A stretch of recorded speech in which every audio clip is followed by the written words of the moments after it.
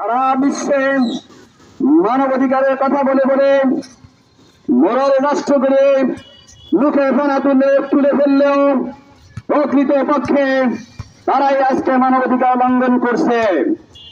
সংগ্রামী বন্ধুগণ, আপনারা সারা বিশ্বের দিকে লক্ষ্য করে দেখবেন, ফিলিস্তিন সহ ইরাক সহ সারা বিশ্বের প্রতিটি রাষ্ট্রে মোরাল রাষ্ট্রগুলি কিভাবে মানবাধিকার লঙ্ঘন করছে।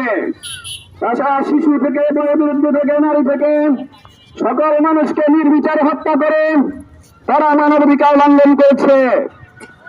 একদিকে তারা মানবাধিকারের কথা বলে বলে অন্যদিকে তারা মানবাধিকারকে লঙ্ঘন করছে।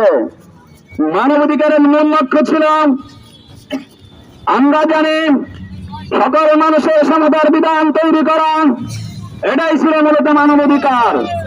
কিন্তু আমরা লক্ষ্য করছি সারা বিশ্বে সম অধিকার তো দূরের কথা, সম অধিকারের যত সব বিরুদ্ধাচরণ করছে সারা বিশ্বে।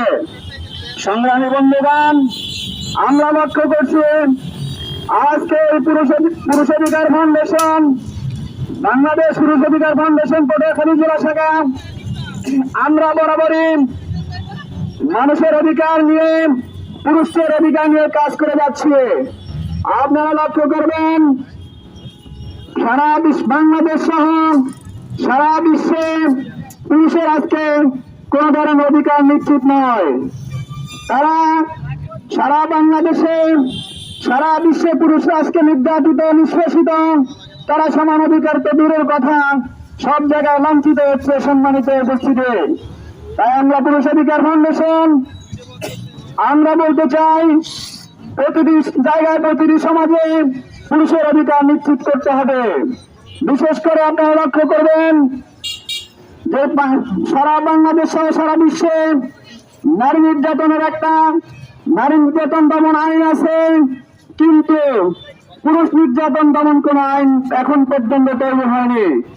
আমরা পুরুষ অধিকার ফাউন্ডেশন আমরা বলতে চাই, বাংলাদেশ সহ সারা বিশ্বে পুরুষ নির্যাতন দমন আইন আমরা করতে হবে। সরকার বাহাদুরকে আমরা হুঁশিয়ারি করে দিতে চাই, পুরুষ নির্যাতন দমন যেমন আইন রয়েছে তেমনি করে আমাদেরও পুরুষ নির্যাতন দমন আইন প্রয়োজন।